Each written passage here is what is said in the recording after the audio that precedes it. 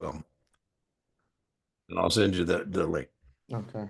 Um, and I told you I get really busy. So if I forget, I probably did it just so I wouldn't forget. I probably did it so soon I forgot I did it. But if I do, just nudge me, and I'm more than happy to get it to you. But let's do the deck as soon as I'm done today. That way we know we got it done. Yep. Anyways, in a 24 situation, right? This called capacity, same kind of idea. And maybe a true story. I had this guy Gary, and he says, Dean, if I invest $300,000, can you break escrow and get busy on this thing? I go, absolutely. I said, that's what we need to top the deal off. And he said, well, do you think I should invest? And I said, well, Gary, I'm going to answer that question for you. But before I do, I want to explain relationship, or what's called capacity. The issuer has hired my broker dealer to raise this money, and I'm an agent of the broker dealer. If you're looking for somebody who's independent to tell you whether you should invest, maybe you want to check with your attorney. He's your fiduciary. He's required to make decisions that are in your best interest. There's a little bit of a conflict of interest with me telling you what to do because, my relationship is with the issuer, not with you. Or maybe your accountant. Now that I've disclosed capacity, hell yes, you should invest. Right. So that's the difference between fiduciaries and agents or broker dealers. Here in the investment advisory relationship, I'm a fiduciary. And then fiduciaries have a model rule called the prudent investor rule, and it applies to investment advisors and their reps and about making suitable recommendations. So I say, listen, for me to do a really good job for you over time, I need to know a lot about you. The more I know about you, the better I'm going to be in determining suitability and making good recommendations, making good investments for you. Some people are very self-righteous, but Fisher Investment spends hundreds of millions on their marketing, making the distinction between they're a fiduciary and not an agent of a broker dealer. Yeah, and then they poke fun at the rest of us who are agents of broker dealers and our conflicts of interest. And, hey, whatever. But, maybe I'm doing a seminar and I'm talking about how we can generate additional income on stocks in your portfolio through covered call writing. And you say, Dean, would that be appropriate for me? I say, McGill, everybody's situation is unique. And so that's why I would like to meet with you after the seminar. I've got a list of people that I can talk to, and we can see if this would be a suitable thing for you to be doing in your portfolio. Now, if I don't do that, I say then I'm making a blanket recommendation. And in most circumstances, a blanket recommendation would be unsuitable. Now, the exception would be if I told you all I do is covered call writing, and then, then you would expect that covered call writing is the answer to every question. Best execution. I say, Miguel, I can't steal what I don't touch. And so I use a broker dealer for execution in custody. Some investment advisors, Miguel, will let you use any broker dealer you'd like for execution or in custody, and some have affiliated broker dealers for execution and custody. In my case, Miguel, I have a broker dealer. I use Schwab. And if you don't open an account at Schwab or don't already have an account at Schwab, I will not manage money for you because the plumbing is such that I'm directing your business to Schwab. And I say, now, Miguel, you should know that Schwab isn't the cheapest provider. Schwab has 24/7 customer service, which I like. They have a branch network, which I like. So, no, it's not going to be free like Robinhood. Now, the trick on the question is it has to be a good value, right? It doesn't have to be the cheapest provider, right? Every once in a while, Miguel, thank you so much for signing up for tutoring. I'm definitely not the cheapest guy.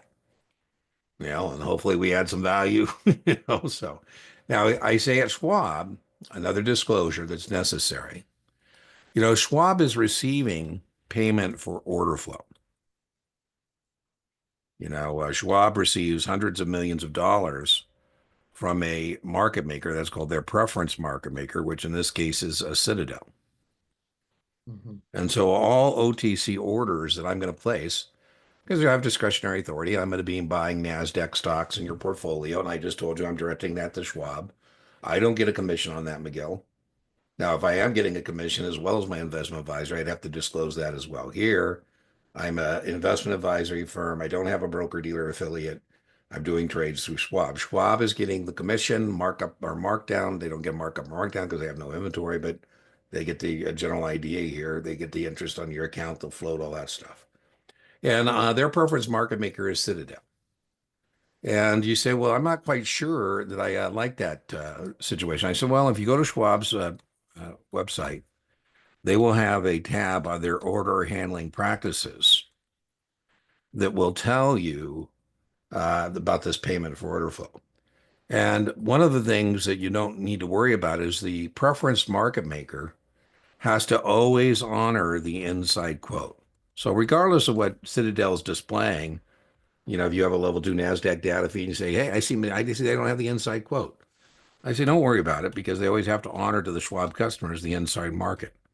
And as you recall from your securities career, that's the highest bid and the lowest asked.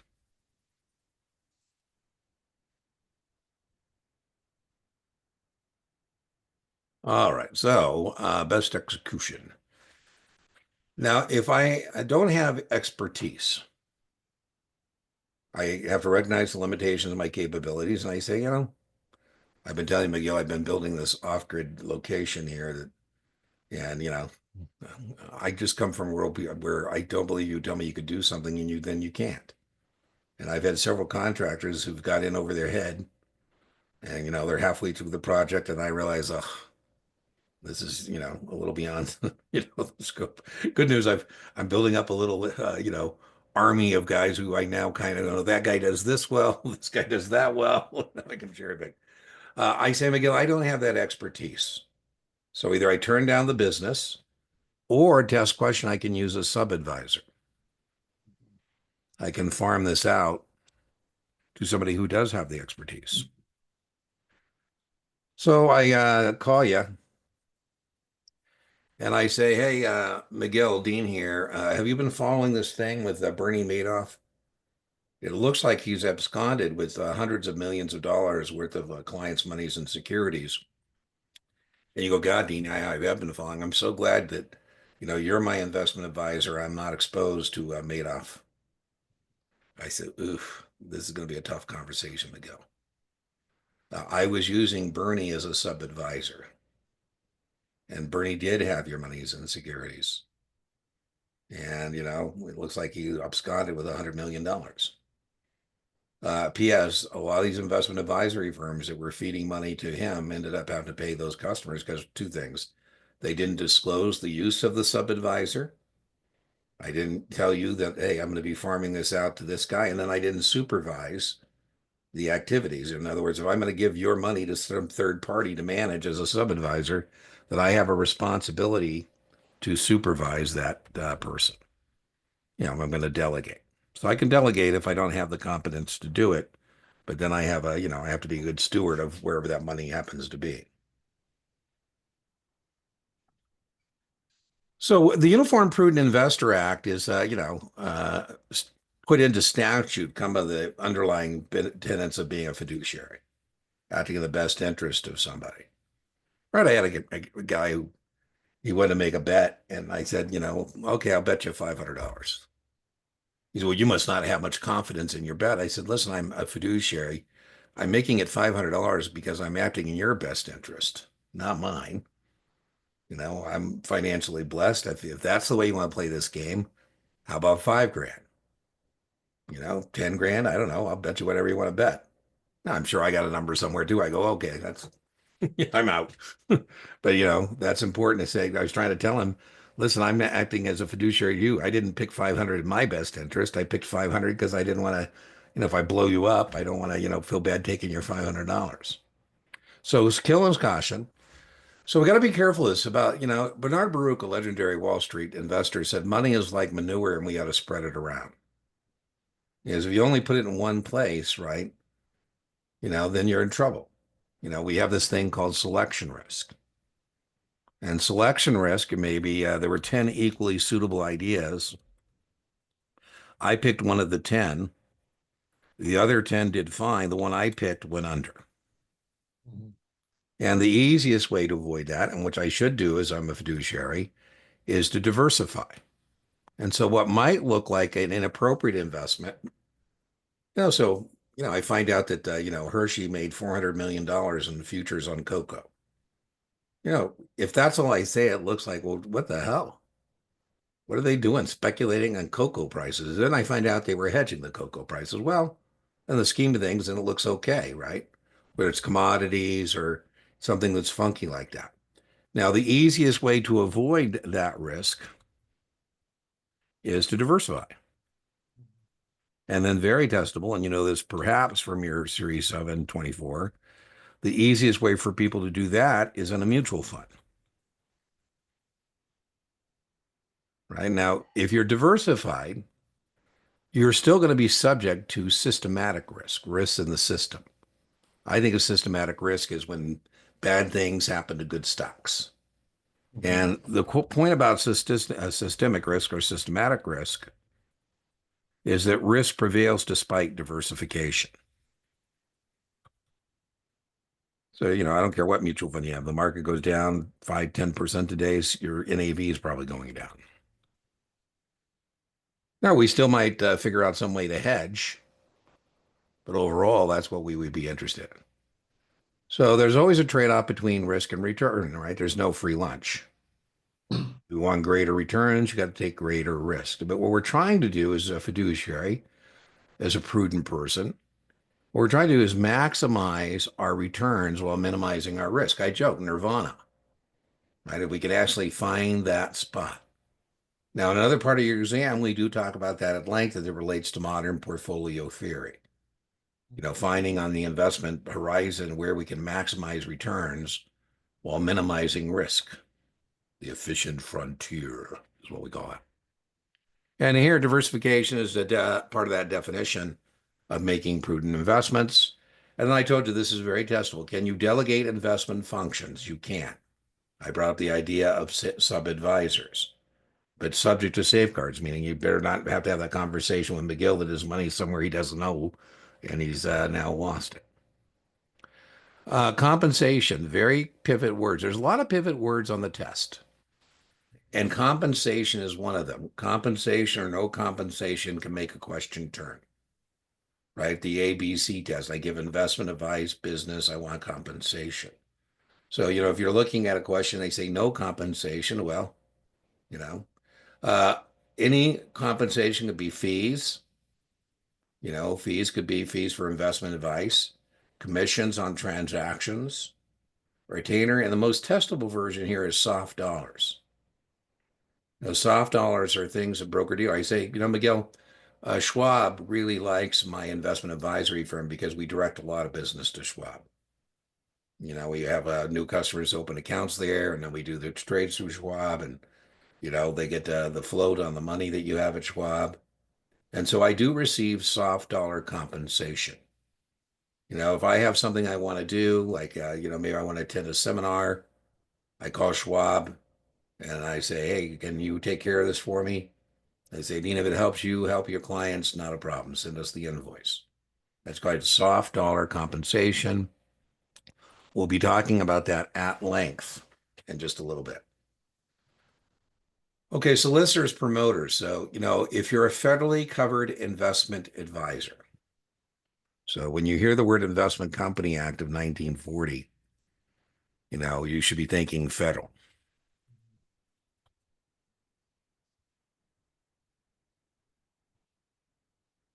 And when you hear Uniform Securities Act, you should be thinking state.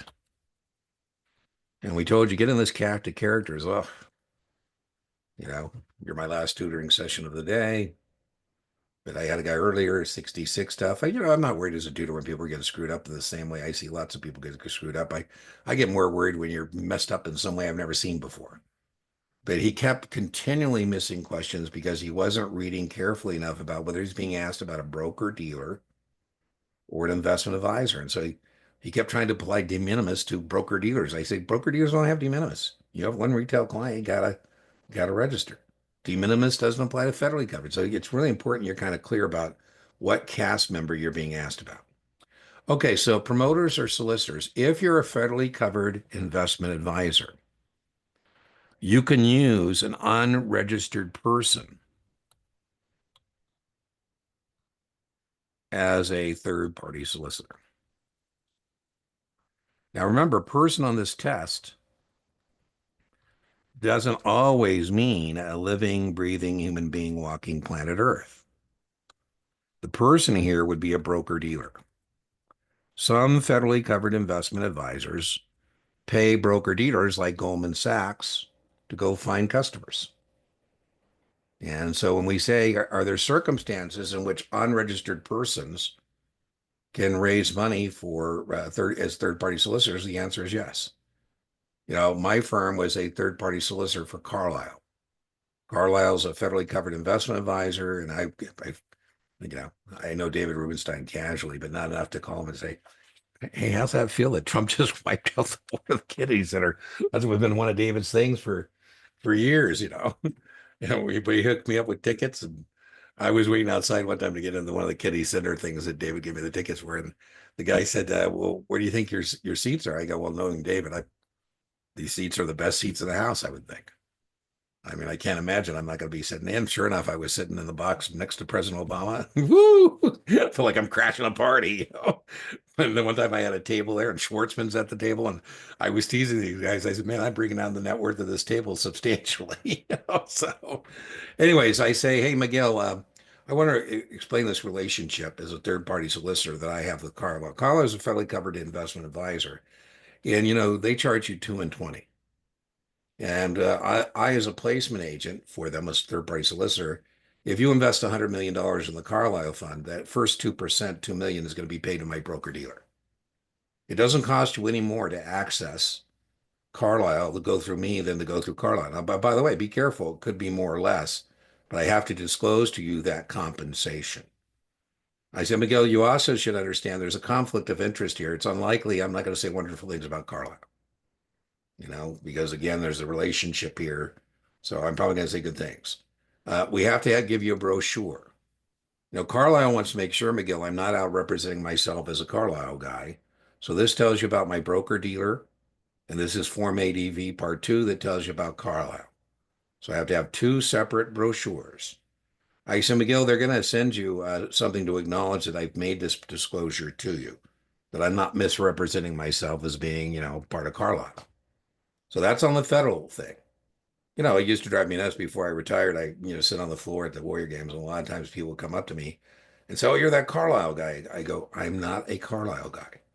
Please don't tell people that because you're going to get me in trouble. David Rubenstein is going to hear that I'm going around telling people I'm with Carlisle. I'm not. I'm a third-party solicitor. Yeah. If you want to get in a Carlisle fund, I'm your guy, but I'm not Carlisle." Now, state-covered advisors are not allowed to use unregistered persons to solicit. That's one of the reasons state guys like to get to federal. Mm.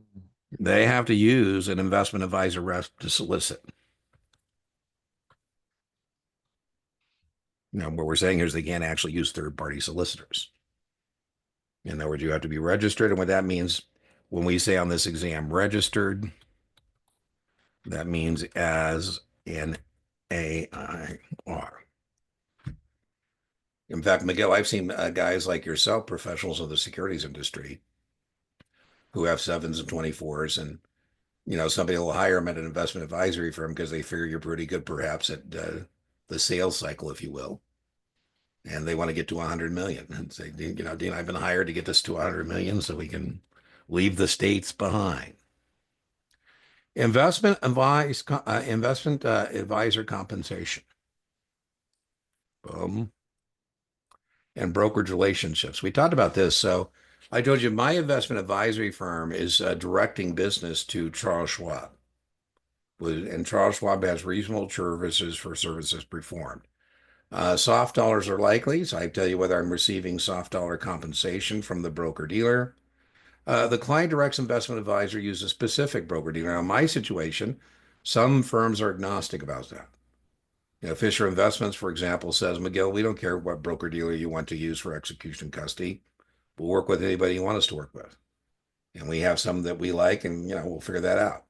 In my case, they say, "Miguel, I'm not going to be able to manage money for you if you don't put your account at Schwab." Right? So it's a deal breaker. Again, it doesn't matter if it is or isn't. Just again, sunlight is the best disinfectant, disclosure. I told you I was working with somebody today too, and he got counting up on this because he thought it was unethical and we have to eliminate conflicts of interest. I said, well, nobody can conduct business if that were true. Most conflicts of interest can be handled through disclosure. Now I can't disclose I may be ripping you off. That doesn't work. But I mean, most cases, I've disclosed on my guy Gary, hey Gary, before I tell you to invest $300,000, let me share some sunlight with you about how this is works. Allowable soft dollar compensation. Now they're not going to test you on what Schwab can pay for. What they're going to test you on is what Schwab cannot pay for using soft dollars. So I can ask Schwab to pay for research for my investment advisory firm as part of my soft dollar compensation. I could ask them to pay for software. I could ask them to pay for a seminar registration fee. Very testable. What the broker dealer can't pay for is rent, furniture, equipment, travel expenses. The one they like on the test is that travel expenses, right? So, we'd love to be in La Jolla, but they can't pay us for airfare and for hotels. Custody, protecting customer assets. So we have two big concepts here. And again, we've been talking about these pivot words. And segregation is a good word, and commingling is a bad word.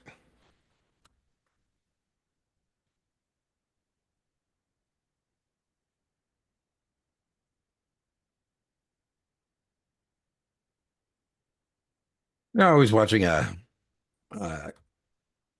TV show, and they were following this rookie around in the NFL, and the rookie went into a bistro, and there was a retired football player there.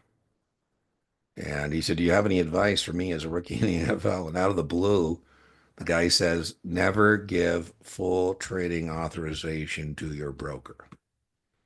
I said, "Well, say it ain't so." One of the guys on the team retired, when got his SIE, his 7, his 66. And he came back and said, "Hey, McGill, if anybody understands the financial problems indigenous to being a high income producing professional athlete, it's moi. I specialize in solutions to those problems. If you give me full trading authorization, not only will I be able to make investment decisions for you, I can take care of paying your posse for you, paying your bills. And that way, when you're on the road, you can just worry about being the best football player you can be. I'll treat McGill your money as if it were my own." And you say, Mhm. whoa, Dean, back up a bit. Don't treat my money as if you were your own. You must have failed this on your test. Have you not heard of this thing called segregation? You keep your money separate from my money. I don't know when the story finally comes out, but I think that we're going to find out Jeffrey Epstein was commingling Leslie Wexner, as he was an investment advisor, his client's assets with his own. And he used those assets to, borrow and make his own investments and became a rich guy. I don't know. I'm just, I don't know it to be true, but, I wouldn't be surprised if that's what was happening. Okay, so this idea of segregation and commingling, segregation is good, commingling is bad. And then we're going to talk about the Bank Secrecy Act. Boom. Okay, so hold customer cash and securities. So I told you I can't steal what I don't touch. I said, "Miguel, I don't have your monies and securities there at Schwab." I say, "And the only thing I can get out of your Schwab account is my investment advisory fee. I can't get checks to pay your bills for you or pay your posse. All I can do is get money out of your account to pay the investment advisory fee." That's still considered custody, Miguel, because Schwab takes my word for what you owe me as investment advisory fee. So, I mean, I'm charging you 1% of asset under management, but I could call Schwab and say, "Send $5,000 to my investment advisory firm," and they would do so. So that still means I have custody. Right now, I don't have the ability to like cut checks and all that stuff. I just can get my fee payment. Mhm. As much as we explain this to people, people get confused. So you say, "Hey, Dean, I just wanted to let you know I got another $500,000 for you to manage for me, and I'll be sending that in." I go, "Fantastic. I'll be looking for it to hit your account." And I open the mail, and there's a check to Schwab for $500,000. And I call you and I say, Miguel, I must not explain this correctly to you. This check to Schwab should have been sent directly to Schwab. That's the third party. The third party is the broker dealer. Remember, I don't control the broker dealer. Schwab's an independent broker dealer. I say, Miguel, what I'm going to do is I'm going to forward it to Schwab and put for further credit with your account number. And that's so I have 3 days of receipt to forward that. In this case, the third party is the broker dealer, right? Now, it could have been worse. You could have made the check payable to my firm, right? And then even more risk to you because I could have cashed it. Notification to the administrator. Some state administrators require that you use a commercial bank or a broker dealer for execution and custody. And that kind of makes sense. I mean, I'm not a state administrator, but banks and broker dealers are pretty good at this idea of commingling and segregation because we have all kinds of rules about that. Right. And it's just easier for most investment advisory firms to proceed in that way. Whether it's mandated or not, we're saying the state administrator is a demigod. The SEC is God, state administrators think they are, but within their state, they have that authority. We said segregation is a good word. If we change the location of your monies and securities, it makes sense we should make prompt notification of those changes. We have to complete accurate records of deposit and account activity. We have to test question, give you a quarterly statement. That's the minimum standard. And then again, a qualified custodian, as I mentioned, from the state administrator's standpoint, would not be the Allen Temple Baptist Credit Union. I say, where do you have your clients' monies and securities? And you say bank. I go, okay, that's cool. That works. You say they're at a broker dealer. I say that works. You say they're in my filing cabinet in alphabetical order. I go, nah, that doesn't work. If not a qualified custodian, so you're using your own bank, then you're going to get an independent audit annually to make sure everything's hunky-dory. Now, remember, I said most states are even going to restrict that. They're just going to say use a qualified custodian. If you're not keeping custody, so here we go again. We talked about a third-party check, but now the check is made payable to me. You've actually not made it to Schwab, you've made it to the investment advisory firm. So I said, Miguel, good news for you. I'm not going to disappear with your $500,000, but I do have a checking account that's titled to the title you made that check to, my investment advisory firm, and I could cash it and abscond with your funds. I'm not going to. I'm going to return it to you. In the future, moving forward, please note, send the check made payable to Schwab. And then we already talked about if the check was to Schwab, but it still came to me, then I forward it to Schwab, right? The third party is the custodian, is the broker dealer. Okay, so boom, boom, boom. Advisor may not take custody if they prohibit custody. We talked about that. Segregation, we said, is good. We said a quarterly statement is important. We said we make immediate notice if we change location. If we are not using a qualified custodian, we should be prepared for an audit. A qualified custodian, we said, would be a bank or a broker dealer. A bank or a broker dealer.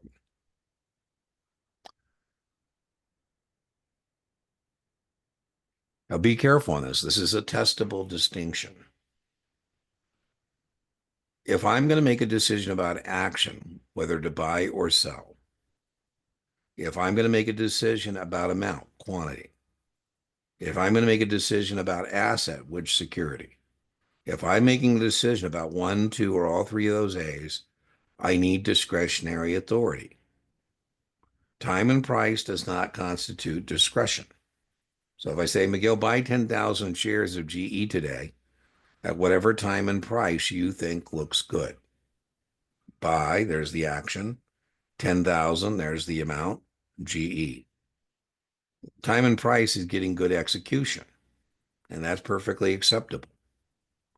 Now, I have to have this. Be careful. On the broker-dealer side, that's what I told you, very important to know who you're being asked about. On the broker-dealer side, we have to have this authorization prior to the first trade. Investment advisory side, a little different. I say, hey, doctor, I'd like to call your broker right now and start redeploying these assets. He said, well, geez, don't you have to have any signed documentation? I said, well, if I was a broker, I do. But as an investment advisory firm, we can use oral discretionary authority 10 days after the initial trade because it could take us a while to get the plumbing in place. And so make sure you're clear about whether you're being asked about the broker-dealer side prior to the first trade or the investment advisory side, oral authorization for 10 days.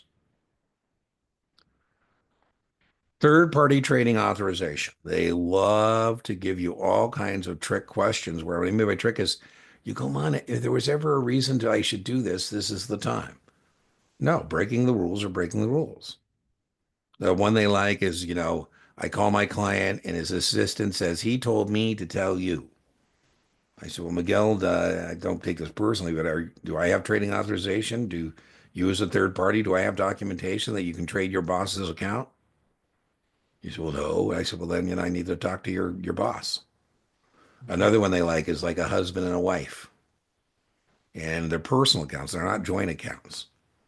And Miguel's wife calls me and tells me to buy something or sell something or ask me about something in the account. I say, you know, you're probably not going to like this, but if you want to be able to transact in Miguel's account, we need to get you hooked up with some third party trading authorization. Right. So they're going to give you those kind of scenarios where you got to say, oh, we don't have the documentation in place. We said commingling is bad, commingling of the firm and the client's assets.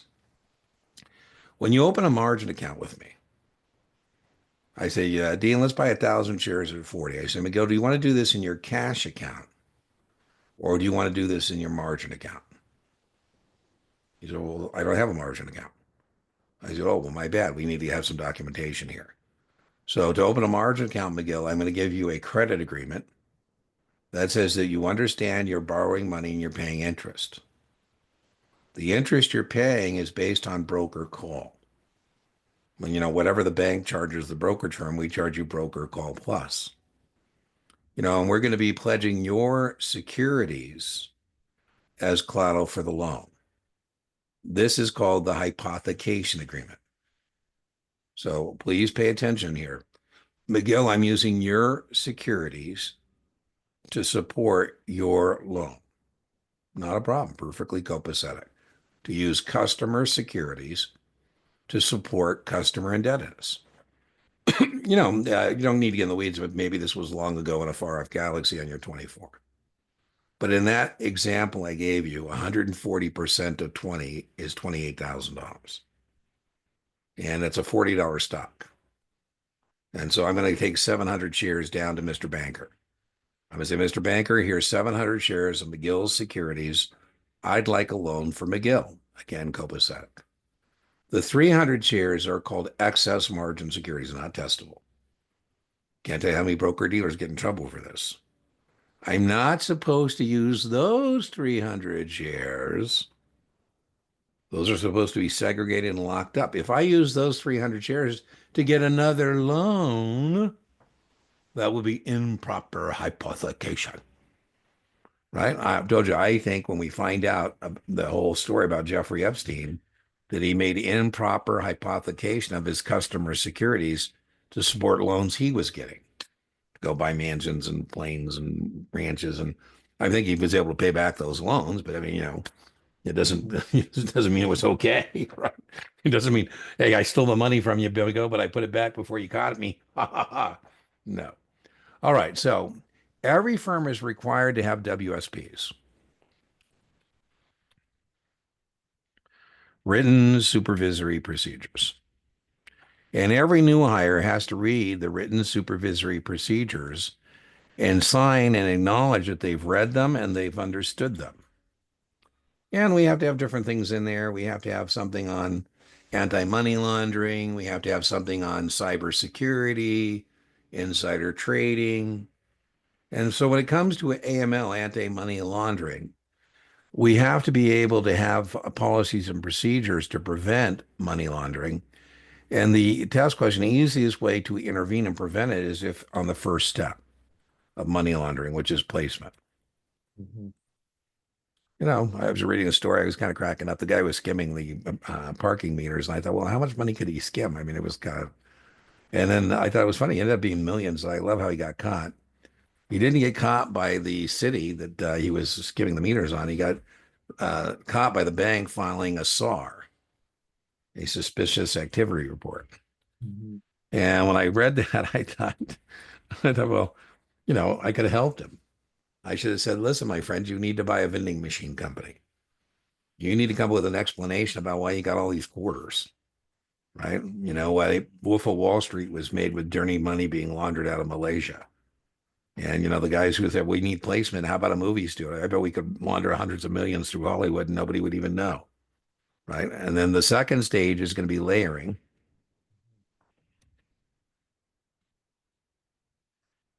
That's where we mix the dirty money with the clean money. And then we would have arrived at our destination, which is integration. And that's where you can't tell my dirty money from my clean money. And, on the test, we're going to ask you about red flags. Red flags, one of them would be something like the transactions are commercially illogical. My brother said, what do you think? I said, I think it's money laundering. I don't know. It's not my business because, I'm just as a voyeur, but it doesn't make sense to me. My spidey sense says there's got to be some reason they're doing this thing, right? Origins of funds could be a red flag. There's legitimate businesses that are doing business overseas, but if everything's coming from the Caymans or Monaco or things like that, it might be a red flag. Man, can you believe TD Ameritrade is selling their 10% position in Schwab to pay the anti-money laundering fines they got for, I mean, oh my God, the whole place was, their whole policies and procedures didn't work. All the people that were on OFAC are running money through TD Ameritrade. I mean, it's kind of a piling on. Once one of these guys finds out they got a place they can do it, then hey, I found out I got a bank.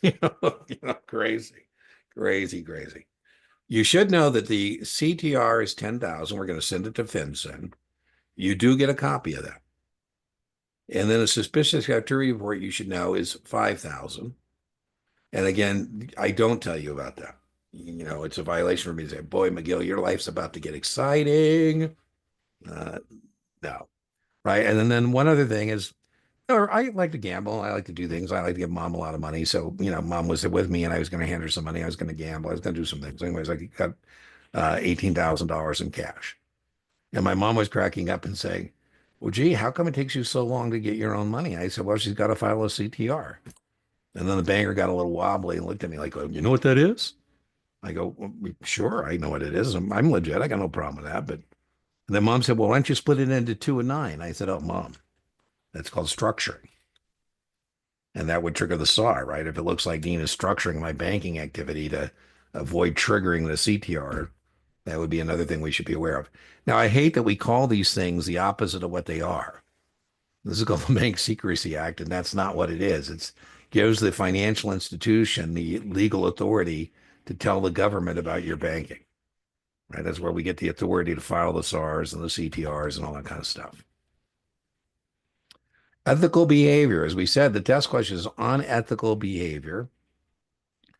And there are standard things that are unethical. And we'll be talking about that. And we'll be talking about reporting. All right, let's try this. So let's play a little game together. You tell me what you think, ethical or unethical, and then we'll riff a little bit on it.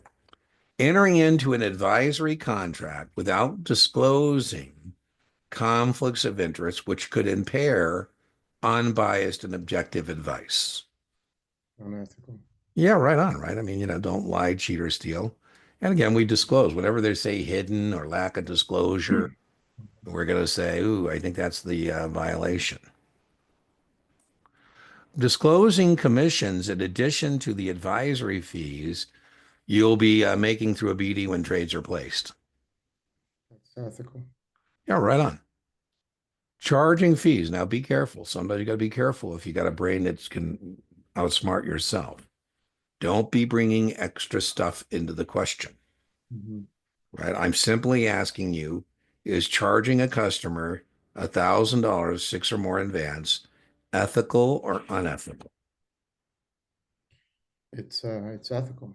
Yeah, I just need to disclose that, right? I might have to give you a balance sheet, but I can try to do that, right?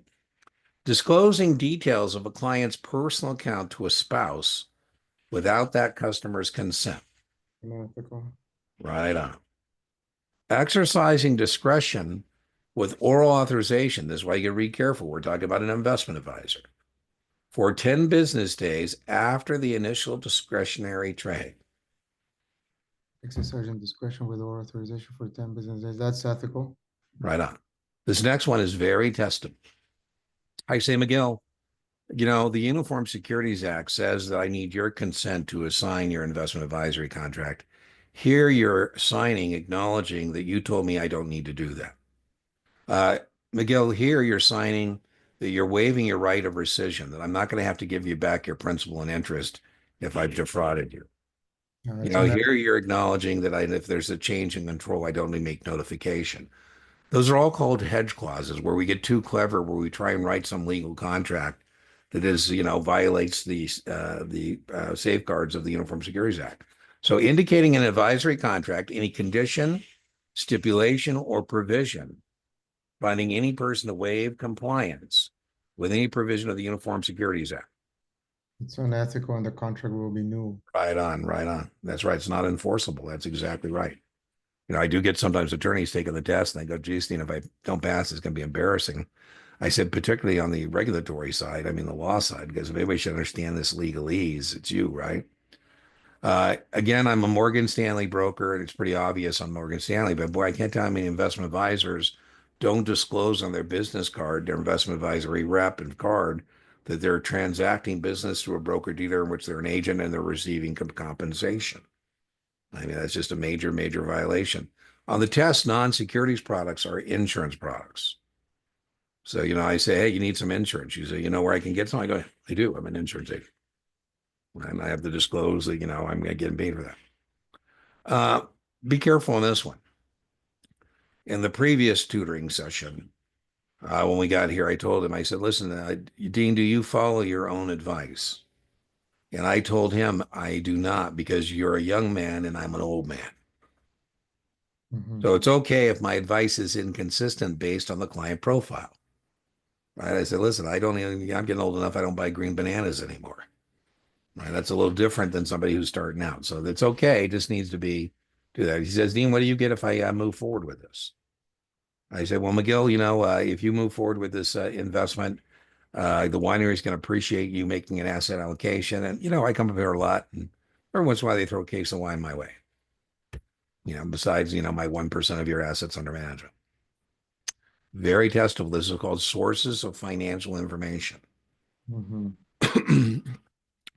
If we have a discretionary authority over 100 million or more, we have to file Form 13F. And we have to file 45 days at the end of each quarter. I always like to look at this. I'm demented, but Berkshire Hathaway, I just saw in the latest 13F that Mr. Buffett has sold 300 million shares of Bank of America, leaving with 700 million. He sold a lot of his Apple stock. I go, Mr. Buffett's getting nervous, I guess. Right? Now, a little different than pay to play on the underwriting side. On the security side of our business, it's $250 and I have to be able to vote. But, I think, man, the public employee retirement system has hundreds of billions of dollars in investments. Public pensions are huge pools of money that we would love to manage. And so what easier way to get there than just to bribe the person? So to prevent the pay to play, I can only contribute to an elected official who controls pension funds $350 or $150 per election. So that's one way to prevent me from paying to play. Another, I say, man, if I hired somebody who worked at PERS, then I could send him back to get money from his buddy. So if I hire somebody who works at that public pension plan, they can't solicit their friends, for 2 years. They can't solicit other pension plans for 6 months. Now, if inadvertently we decide to accidentally break this rule, no harm, no foul, if within 4 months we give them back the money within 60 days. Ethical behavior of broker dealers and agents. So a lower standard than a fiduciary. So investment advisor reps have a higher standard. So uncivil recommendations, big no-no. Churning, big no-no. I say, those trades are excessive in size and frequency. All right, play the same game. Splitting commissions with another agent of the BD without the consent of the customer. That's ethical as long as they work for the same broker dealer and Right register. on. Right. I remember that from our previous discussion. Absolutely. And then remember, we don't have to tell the customer what the split is. Yeah. Sharing in profits or losses in a customer's account without the written consent of your BD. That's unethical. Yeah, remember, we can have accounts where we have proportionate capital and principal approval. Helping your former college roommate raise funds for a new commercial enterprise by selling the stock in the company directly and not through the broker dealer. Unethical. Yeah, do you know what that's called? Test question. So, selling away. Excellent. That's exactly right. That's a strike three offense, right? And they will ask you that to recognize that by name. Bona fide is Latin for good faith. Mhm. So you can get this question right off the bat if you know bona fide means good faith, because you should always be acting in good faith. The minute they say failing to act in good faith, boom, unethical. I don't need to read the rest of it, Yeah. right? But you say, hey, Dean, it must be pretty cool to get first dibs on all this good stuff. Yeah. I say, no, no, no. It's the opposite. I have to make a good faith distribution to the public, right? So I'm not allowed, myself and my immediate family members have restricted, we're restricted in terms of IPO allocations. Borrowing money from your customer, first glance, this looks like it's going to be bad. Mm. But then it says your customer is a bona fide lending institution. That's ethical. Yeah, that's ethical. Now, if this said, be careful, it said borrowing money from your customer, the branch manager of the XYZ National Bank, then it could go in the other category. Disclosing your CEO as the company is the sister, your sister's the CEO. Because you have a company whose stock, that's ethical. Yeah, I say it's unlikely, Miguel. I'm going to say she's underpaid and overworked, right? Or overpaid and underworked. I say, yeah, I love the company, Miguel. My sister is, the CEO. I'm dating myself. I'm dating myself, but I came into the business in the 80s, and in the 80s, brokers and dealers, banks and broker dealers were separate entities. You couldn't be a bank and a broker dealer. You could either be one or the other. And if you wanted to hazard your capital off a banking platform, you would have to go, couldn't do it. You'd have to go to a broker dealer. In the early 90s, we kind of said, okay, you can be a bank and a broker dealer. And so, people are confused more often when they lose money at a bank, because that doesn't happen as often as it does with a brokerage firm. And so, if you're at the bank teller window, I say, hey, McGill, you see that area in the back there in yellow tape that says caution? That's where our investment professionals said, say, that's that guy over there in that corner there has a Series 7. He is a master of disaster. He's a jack of all trades and master of none. So as long as you're here at the teller window with me, Mhm. don't worry. But if you want to risk your capital, you can go over there seeking higher returns with higher risk. So we want to make sure you understand that, this. I'm joking about the yellow tape, but what I'm not joking about is that physical separation, right? So your brain can kind of go, ooh, I'm walking away from the teller window, right? So it has to be separate. Broker dealer must be identified. The customer has to acknowledge he understands the difference between a banking product and a securities product. The difference being this risk thing, this no guarantee thing. Stupid but testable. We couldn't even get an ad on the radio if we made all the disclosures. So stupid but testable. These disclosures are not necessary for a radio broadcast. Stupid but testable for Mhm. 30 seconds or less. So every once in a while, I call it stupid but testable. We have these little things that you go, really? Is that on the test? I'm like, yeah, it sure is. Criminal means go to jail. Now, on the test, when we say securities professionals, what we're trying to avoid saying in these questions is broker dealers, agent of broker dealers, investment advisors, investment advisor reps. So when we say securities professionals, that means in the question, we're talking about all participants. Right? It's like that consent to serve kind of thing we talked about earlier. Now writing checks doesn't scare brokers because we handle money every day. But going to jail and making new friends, ooh, that kind of scares us. I joke, you have to try really, really hard in our business to end up in prison. I mean, it's really difficult, and it's going to be insider trading or fraudulent distribution of securities, whatever the case may be. This is called the Insider Trading Act of 1988. Mhm.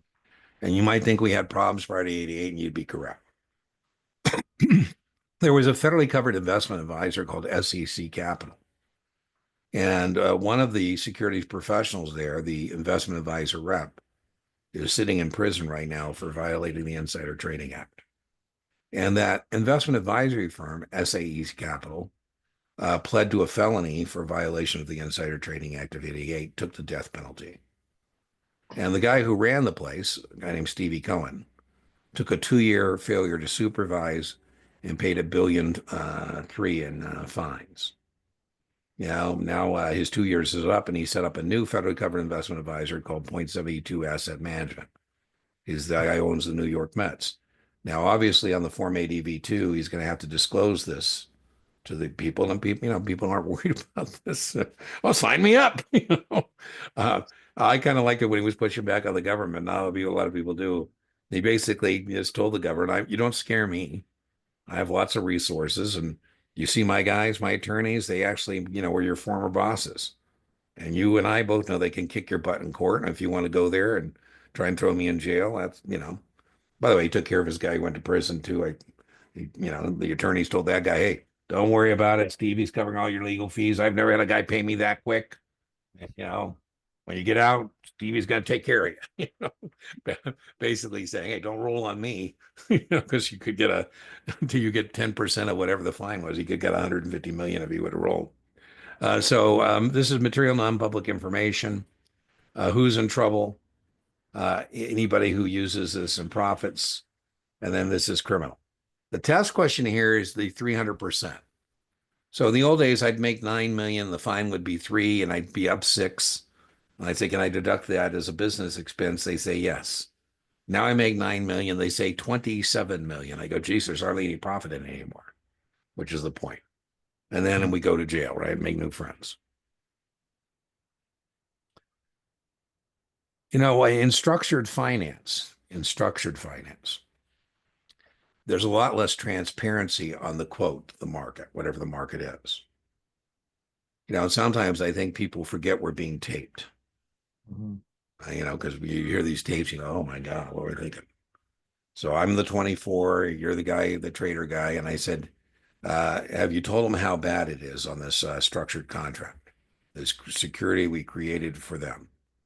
And you respond by saying, I've got them that they're down 10. They're actually down 50, but I told them 10. I'm going to work them to the 50 over the course of the week. So by Friday, they'll have the true mark.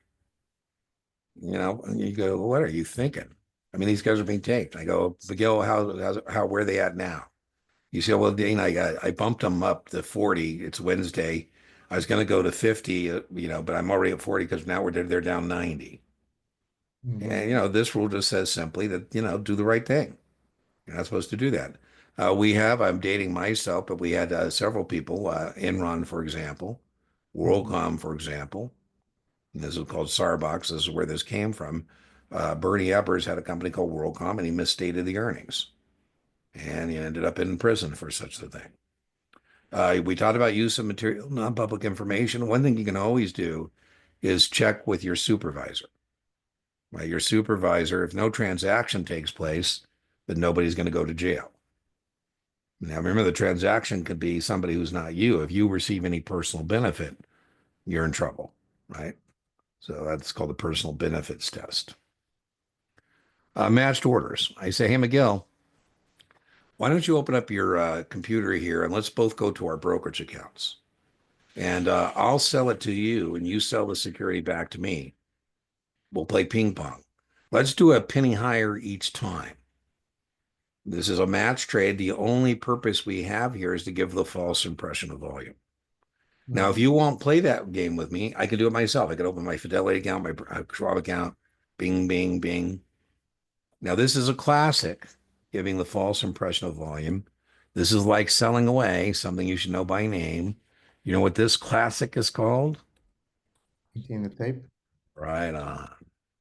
Painting the tape is any activity where we're trying to give the false impression of volume, Mhm. right? Reddit in the beginning, it's not a security, so who cares? But Reddit was creating fake profiles to give the false impression that, hey, this is a social media site that's happening.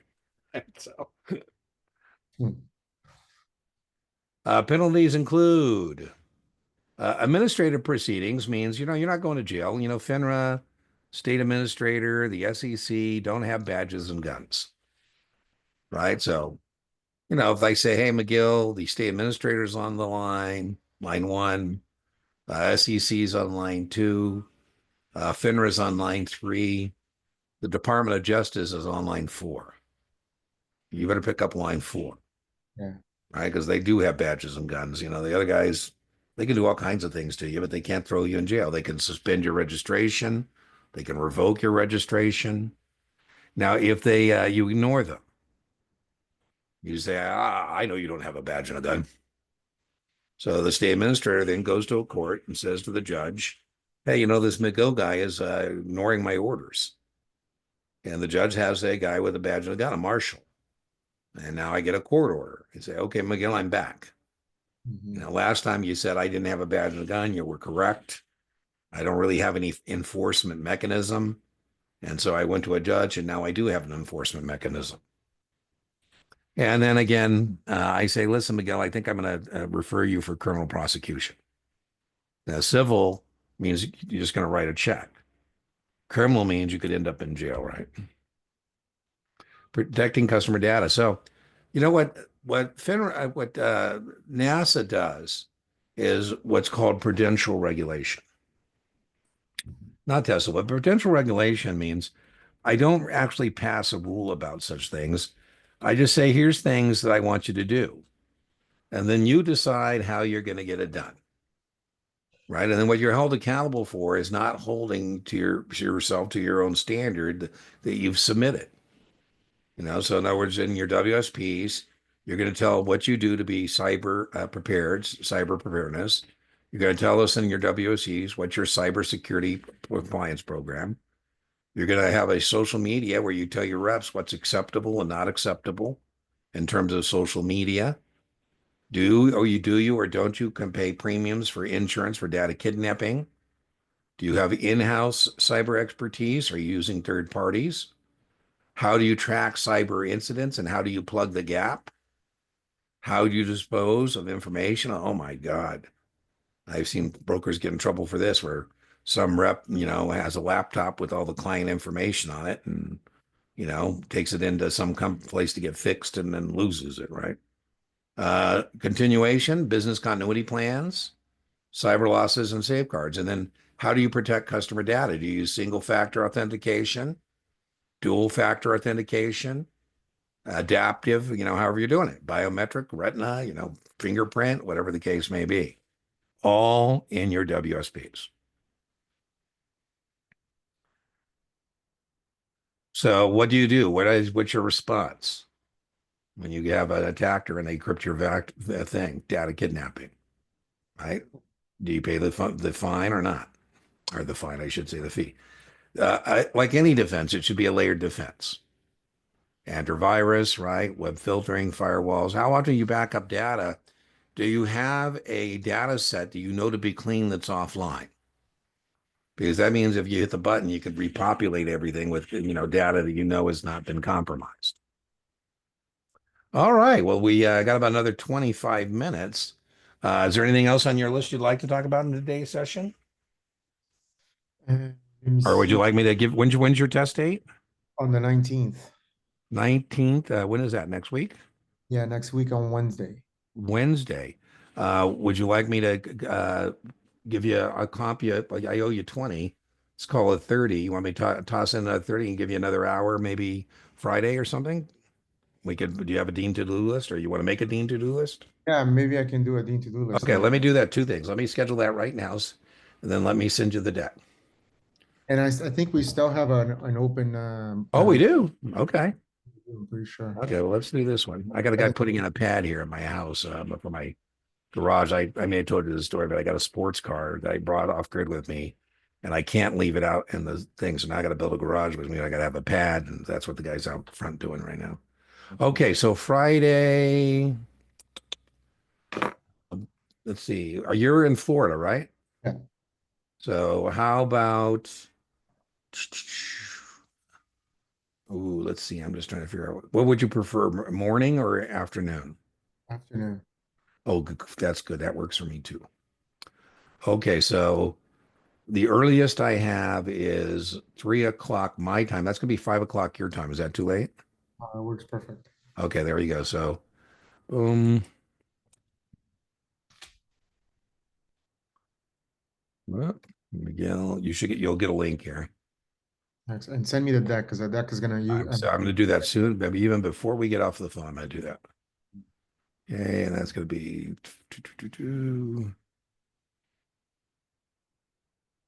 There we go. Okay, so this link is coming to you. Oh, Valentine's Day. All right. You could be my sweetheart. All right, there you go. So that link has been sent. Okay, now let me go get the deck for you. Boom. Do, do, do, do. Do. Compose. Miguel Rivas, 256. Is that you, Miguel? No, it's lmiguelreyes@gmail.com. Okay, Miguel. My booking system picks it does it by first name, which is a problem. Okay, I'm sorry, Miguel. Here, I'm gonna put it on the chat. Hold on a second. Yeah, hold on. Yeah, let me grab it, and then I'll copy it from there. Hold on. Let me go back to the chat. lmiguelreyes@gmail.com. There you go. There we go. Boom.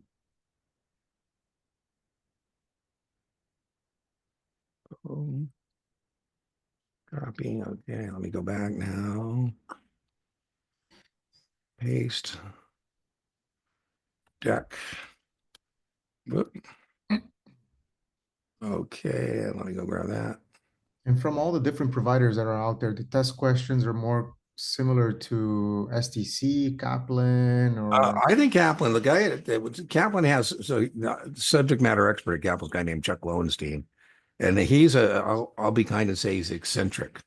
Mhm. Yeah, he's really into this. He does works really hard to get questions that are approximate the exam. So let me say it this way: you won't have a whole lot of variance between your Kaplan practice scores and the actual test. On average, you'll pick up because he's a bigger jerk than a real jerk by design, anywhere from 5 to 12 points from a Kaplan practice test score. Pass perfect, I think, gives you too much, but too much is better than not enough. I mean, they get in the weeds. I mean, I was helping a guy who's using Past Perfect, and they had like a de minimis question on a federally covered advisor, which I thought was outrageous. But Mhm. hey, I mean, outrageous because I don't think you're ever going to see it. But I mean, it is what it is, right? And it is better to have too much than How not. about STC? STC, I don't. Again, they're good, but the thing I don't like about STC is you can accidentally memorize their questions. I just sent you it's called class notes, but it's actually a PDF of the slides. Um, and STC, I only get nervous when somebody tells me they're getting like a 90 on STC. Mm, And because it's great if it's really a 90, they understand the concepts. But if it's because they've exhausted that Q bank and they're going, oh, B, D, C, A, A, B, B, mm, that's a problem. So that whole thing again about variance, every once in a while, I think it's great, by the way. STC 90s, I would be willing to bet you're going to pass. Every blue moon, I have somebody who has a score on STC that reflects they're going to pass, and then they don't. And almost always, what I blame is the unlike past perfect, it's not quite enough. mm. You want to make sure you don't run out of Q bank questions, Okay. right? So And the open book test we do, is it with Kaplan? what's that? The open book test we do, is that Yeah, with? if you book one, that's what we're gonna do. Yeah, we'll do Kaplan or we can do Test Geek. Have you done any Test Geek questions? No, I have not. That's really got good, strong correlation. So we can do either one.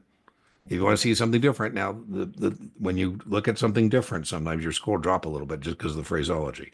But I like the Test Geek one. That's a nice, real strong correlation. Good news Okay. or bad news? I had somebody got a 65 on it, and then they were freaked. I go, well, you got a couple of days, finish strong. Don't get wobbly. Go find some points. That means I had somebody today, same thing. I was talking about this idea of variance. They were telling me they had a Kaplan score that was lower than their other vendor. It wasn't Pass Perfect, wasn't SDC. It's a vendor who I'm not a very big fan of, and here's why. And I said to them, I said, it proves my point, right? You've got a score there, and now you got a Kaplan score. I think that Kaplan Pass Perfect STC score would be in that same range. And Okay. then she felt good because she got this new vendor with a high score. I go, well, you're being a little short-sighted. Who cares about that? I mean, we're not trying to get high scores on practice tests. Exactly. We're trying to pass the actual exam, right? So that's what's important. Did you get the class notes by chance? I did. Thank you. Okay. All right. When's our next set? Oh, I just put you on there Friday. I'll see you Yeah, Friday. Friday. See you Okay. Friday. All All right. right. Bye bye. Thank you. Bye.